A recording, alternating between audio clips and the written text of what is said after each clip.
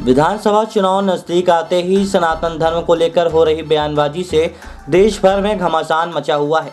इस बीच मऊगंज विधायक की लिखी एक विवादित किताब अब तेजी से वायरल हो रही है।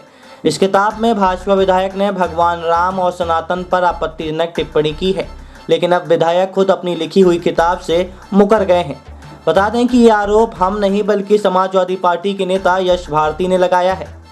सनातन को बीमारी, डेंगू, मलेरिया, एड्स बोलने की बयानबाजी के बीच डॉक्टर अंबेडकर व परियर की दृष्टि में राम पर लिखी गई एक विवादित किताब से हड़कंप मच गया है।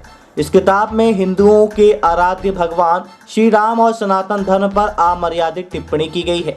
दावा है कि इस किताब को मऊगंज विधायक प्रदीप पटेल ने लिखी थी। इसका प्रकाशन मूल निवासी चेतना मंच, रीवा और मुद्रक लक्ष्मी नगर, दिल्ली है। लेखक ने किताब में सनातन और भगवान श्री राम पर आपत्तिजनक शब्दों का जहर उगला है। समाजवादी पार्टी के पूर्व प्रदेश अध्यक्ष ने इस किताब को सार्वजनिक करते हुए भाजपा के चरित्र पर सवाल खड़े किए हैं। आप सब साथियों को बुलाने के पीछे मकसद था कि भारतीय जनता पार्टी का जो दोहरा चरित्र है, दोहरे मापदंड है, वो जनता के सामने लाना आपके माध्यम से।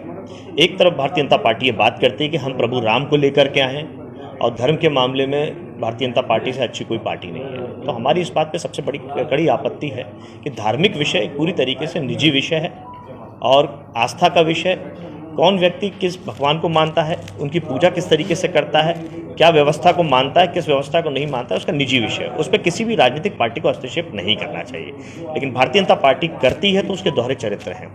एक तरफ भारतीय जनता पार्टी ये दावे करती है कि प्रभु राम को लेकर के आए हैं और दूसरी तरफ भारतीय जनता पार्टी के विधायक हैं मऊगंज से प्रदीप पटेल जी, वो इस तरीके की बाबा साहब अम्बेडकर का नाम इस्तेमाल करते हुए किताबों का वितरण करते हैं जिसमें कड़े शब्दों में आपत्तिजनक शब्दावली इस्तेमाल की गई है प्रभु राम के बारे में, उनके पिता दशरथ के बारे में, जाति विशेष के बारे में और धार्मिक व्यवस्थाओं के बारे में। तो भारतीय जनता पार्टी अगर इस तरीके की बात करती है तो ये उनको स्पष्ट करना चाहिए, जनता से माफ़ी मांगनी चाहिए कि जो उनके विधायक हैं वो जो विचारधारा रखते हैं वो भारतीय जनता पार्टी की विचारधारा से ही मेल खाती है। मुंह में राम और बगल में छुरी जैसी विचारधारा भारतीय जनता पार्टी की है, ये स्पष्ट होता है। तो भारतीय जनता पार्टी जनता से माफ़ी मांगे और हम लोग इंतजार कर रहे हैं कि प्रदीप पटेल जैसे विधायकों के ऊपर जो इस तरह की विचारधारा रखते हैं उसमें भारतीय जनता पार्टी क्या कार्रवाई करती है। अगर कोई कार्रवाई नहीं होती है तो अगला कदम उठाने का काम हम लोग करेंगे। मैं यश भारती, समाजवादी पार्टी पूर्व प्रदेश प्रवक्ता एवं पूर्व प्रदेश अध्यक्ष, समाजवादी पार्टी युवजन सभा।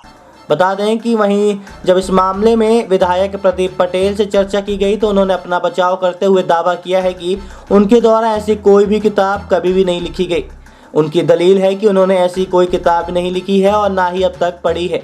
भाजपा विधायक ने कहा उनके खिलाफ विरोधी लगातार षड्यंत्र रच रहे हैं, उनकी छवि को जानबूझकर धूमिल करने का प्रयास किया जा रहा है। इस पर वे अब कानूनी कार्रवाई करवाएंगे।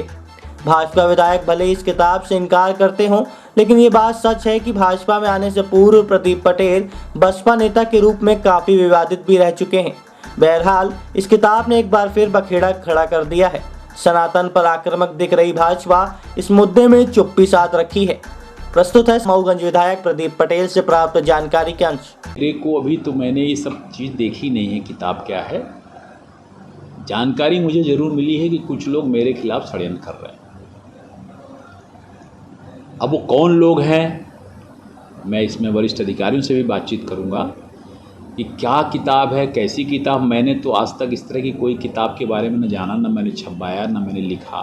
अगर लिखा छपा तो कहीं ना कहीं प्रेस का आएगा, तो इसका षड्यंत्र का खुलासा तो होगा, 100% खुलासा होगा और जो लोग इसमें षड्यंत्र करने लगे वो बचेंगे भी नहीं। और मैं बात भी करूंगा इसमें कि क्या कैसा है, ऊपर भी बातचीत करूंगा। पर ये इसका इस तरह का कोई भी किताब मैंने छपवाई है या लिखी है या छापी है, जो भी अभी तो पता नहीं चल रहा कि क्या है वो किताब, लिखी है कि छपवाई है, क्या आ रहा है वो भी मुझे नहीं मालूम। पर अगर ये है तो पूर्णतः गलत है, निराधार है।